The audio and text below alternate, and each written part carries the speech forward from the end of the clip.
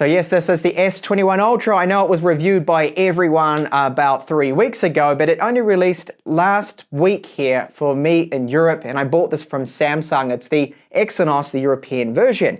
And no, the title's not clickbait. There is one area of this phone, and well, maybe a second, that is truly disappointing so far that hopefully is going to be corrected with software updates. So my model here is the 128GB version of the S21 Ultra.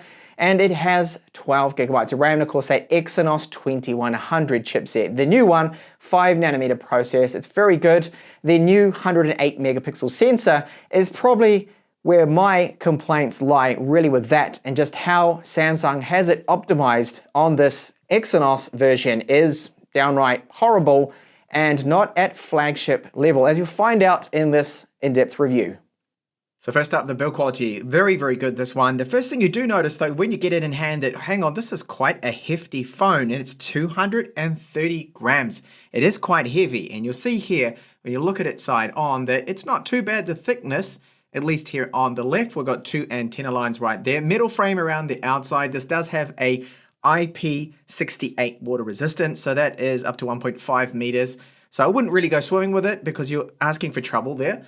But if you have a look at the camera here, see that it does stick out quite a bit. It's not as bad as the Note 20 Ultra, which had a huge camera bulge on it. This one isn't quite as bad. And there are buttons, so we don't have a dedicated Bixby button anymore. Good thing they got rid of that. And those buttons are made out of metal. They have a very good feel to them.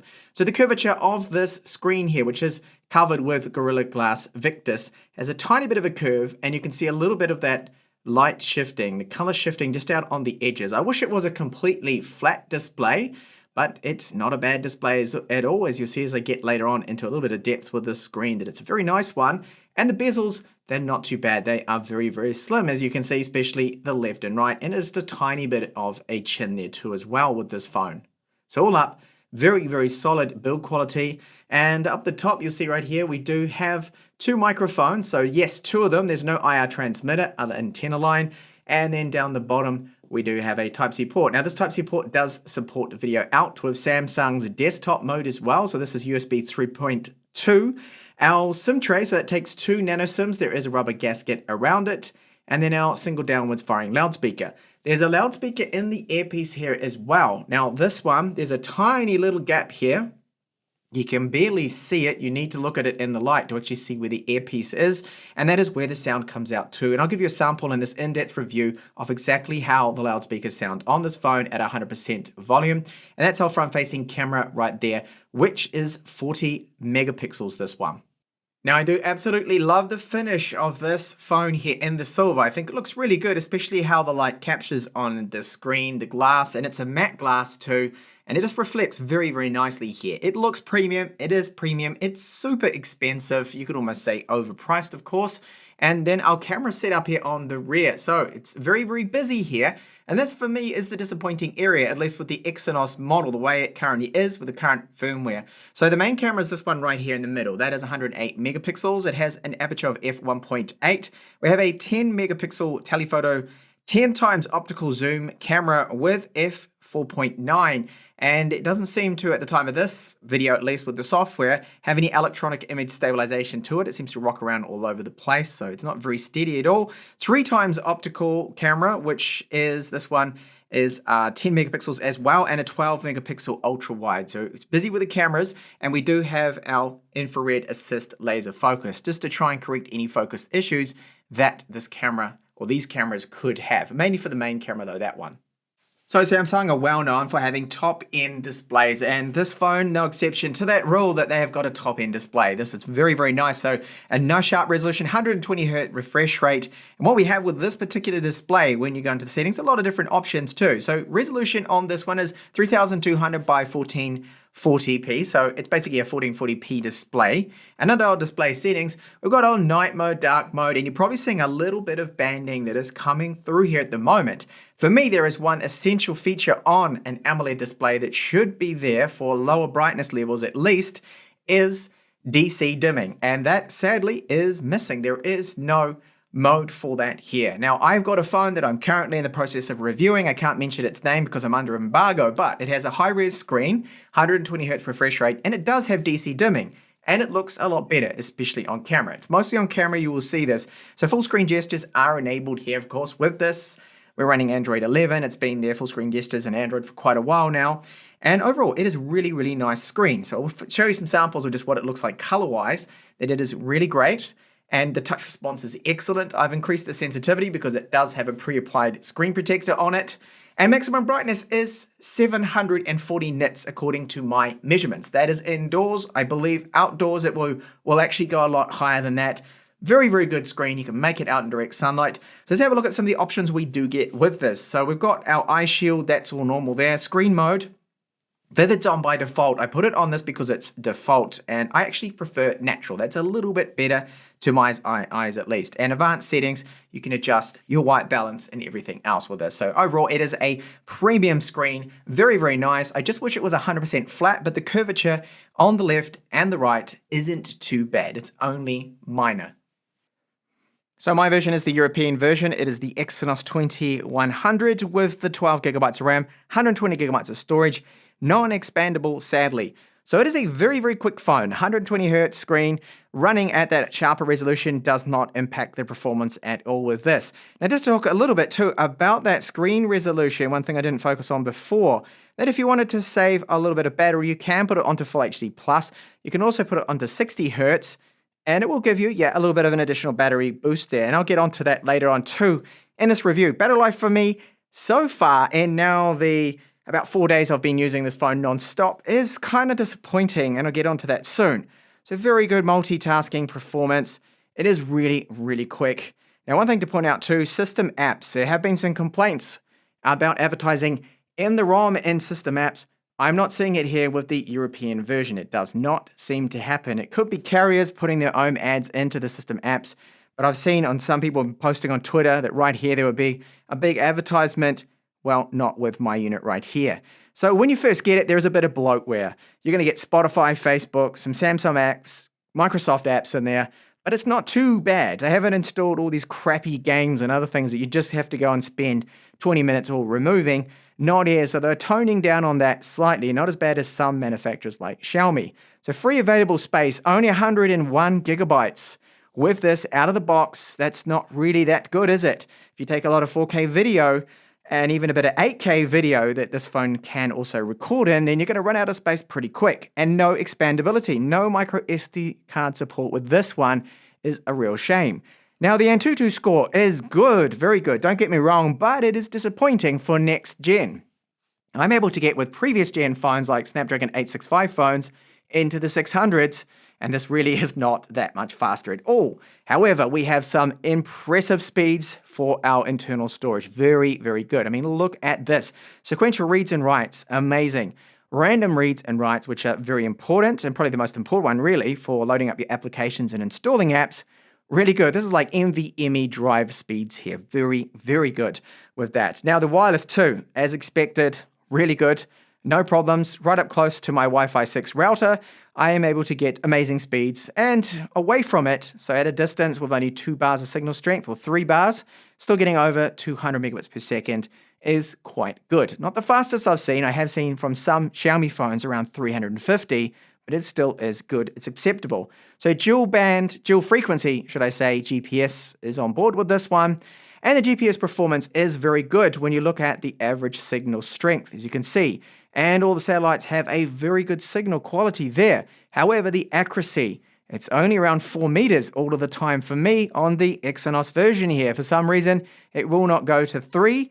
And I know that with some other phones that don't have these restrictions, you can even get accuracy of 1 meter. So it's going to be good. Moving around town, I haven't noticed any problems. Doesn't lose my place. That is the main thing. The average signal strength is very good.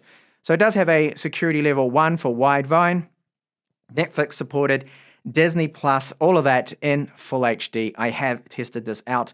HDR10 the screen supports, and then the refresh rates you can see there too as well.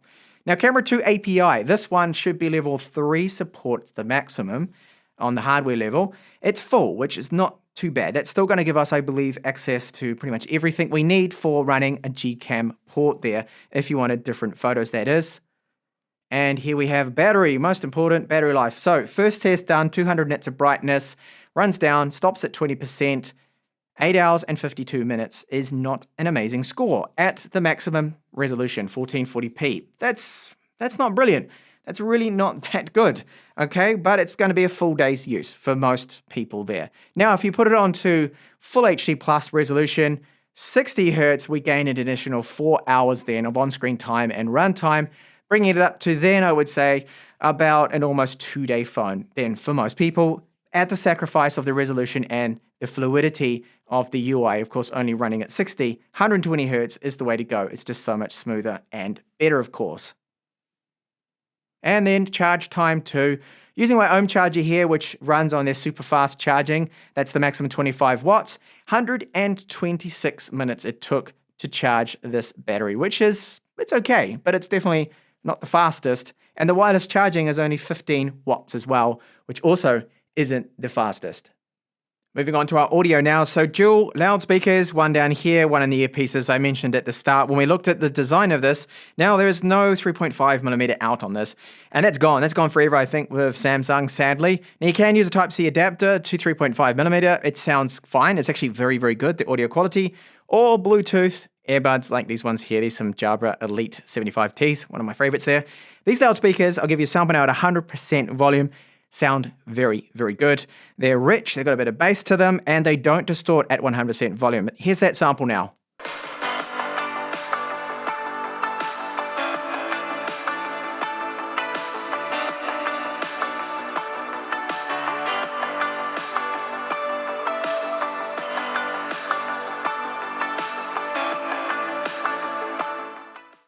So how was our gaming performance? It is very good, as you'd expect. Flagship here, and the Exynos 2100, very, very good. Very smooth performance on maximum settings with Call of Duty right here. Now, I'm ending, well, towards the end of this game right here. Got 5 kills already.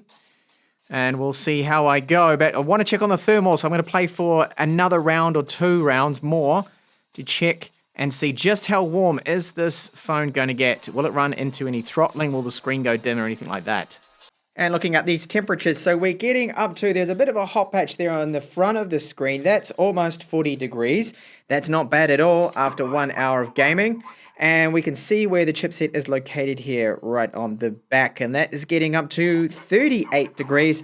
Now, ambient temperatures in this room are approximately 22, 23 degrees. So all up, the thermals on the S21 Ultra here, the Exynos version, are really good.